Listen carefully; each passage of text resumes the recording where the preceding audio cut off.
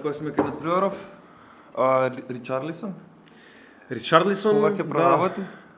Па не знам, за сега некако нула. Колку надпревари без постигнат гол?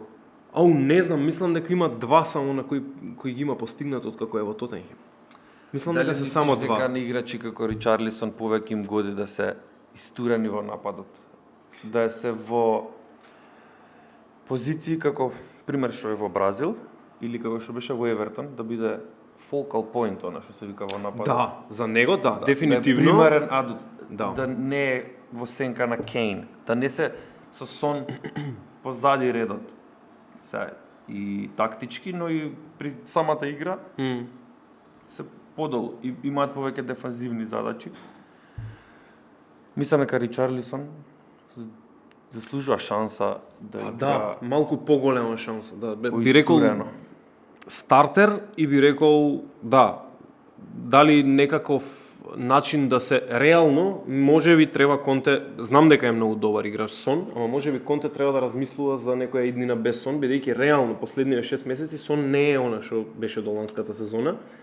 Можеби со тоа што Ричарлисон е колку 7 или 8 години помлад од Сон, мислам дека можда е и време за некако си менување на формација, предавање на палката повеќе на Ричарлисон и гледање како Сон полека, не велам да се продаде или да се истисне од составот, ама барем да добива помала минутажа како стартер. Знаеш, секоја утакмица е стартер, а некако не ми дава енд продукт. Разбирам, бидејќи Сон има многу оставено. Не ни вика. Колуманија апсолутно не можеш, И сега тука е Сон само можда као кандидат и разбирам, има оставено многу за Тотенхем и разбирам, многу квалитетен фудбалер е, никој не го негира тоа, ама можеби Ричарлисон е веќе деветка на Бразил последниве 4 години. Не е слаб фудбалер, мислам да се разбереме. Решава надпревари. Ричарлисон сам. Го гледаш ли дресот кој што е на мене?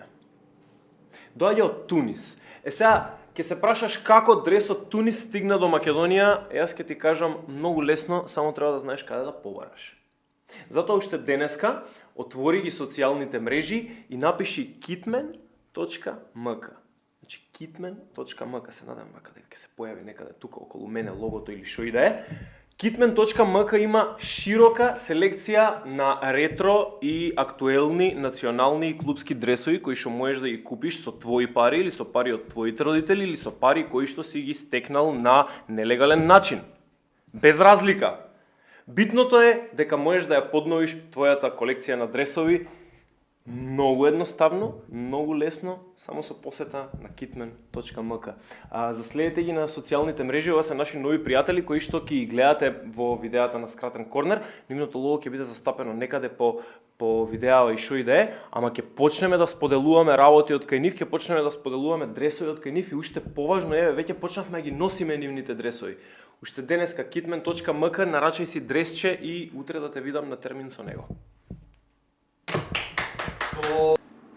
Искрено, да сум Антонио Конте, би го ставил Кейн позади нив двајца. Ама нели тоа менува тактички сосема поинаква структура, се би сменило. Значи да имам еден ден на местото на Тотенхем и да немам реперкусии за што ќе се случи надпред. Би го играл Кейн како десетка, а нив двајца напред. Баш кој што беа сега. Лево Сон, храни го со топки, Ричарлисон десно како некој white targetman, нешто така да речеме, и го имаш Емерсон, тука имаш бразилски линк што ќе трча пози тебе, ама ти ќе бидеш напред, ти ќе бидеш истурен. Се поочигледно дека Педро Поро ќе застане на таа десна бековска, ама пак е португалска врска, мислам јазикот го има, сакам да кажам.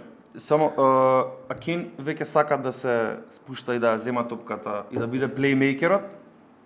Зошто не? Можеби ќе му одговара тоа. Ама нели ова е само луда идеја. Така. Мислам дека со тек на годините, како што полни повеќе и повеќе години, Кейн ќе мора да се преместува поназад. Мислам дека бидејќи тоа не му бега. Веќе дури и сега во 2023 фудбалската интелигенција му е над физичката спремност. Имаше и тој доста повреди и сето тоа. Значи тој може да издржи, не дека му пречи во спринтот или во сето тоа, мислам дека се ја темпира силата како ја троши. Знаеш, Да. 70 минути остава во кои не е Паметен. активен на надпреварот и сега 30 минути во кои прави се на терен. И мислам дека како Руни што имаше онаа прогресија во кариерата, нели, откако наполни 30, почна да се враќа поназад, па беше 10-ка, па беше се, стигна до дефанзивна средина да игра за дерби и за кај да играше во МЛС. Да. Така што мислам дека и Кейн може на 10-ка да застане и само да биде некој протурач на топката до напаѓачите. Да, тоа е природна прогресија е тоа.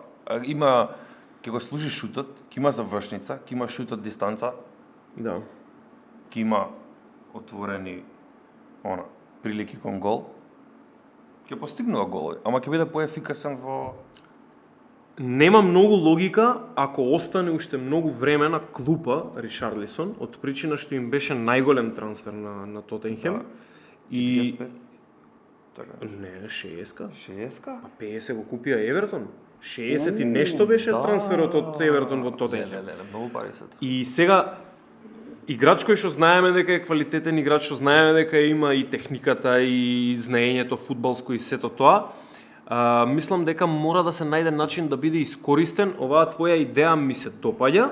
Јас пак ја кажам идејата со, нели, помала минутажа на Сон, значи постојат начини на кои што Ричарлисон би можел да влезе во составот, ама дефинитивно задачата дали на Конте, кој што сега пак отсуствува заради операција наводна од денеска, Каква операција?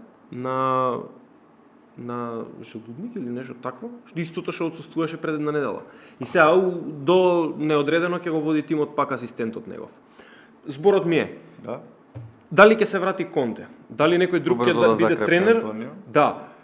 Кој да биде тренер, задачата на тренерот ќе биде да го разработи Ричарлисон. Да. Со сигурност, бидејќи тренери се менували и за помалку. Гревата е на клупа секој викенд. Мислам секој кој И да добиваш 30 минути, а знаеш дека си доволно добар да играш. Да. Чудно. Добро, тука ја завршуваме темава за Ричарлисон, освен ако немаш нешто плюс. Уште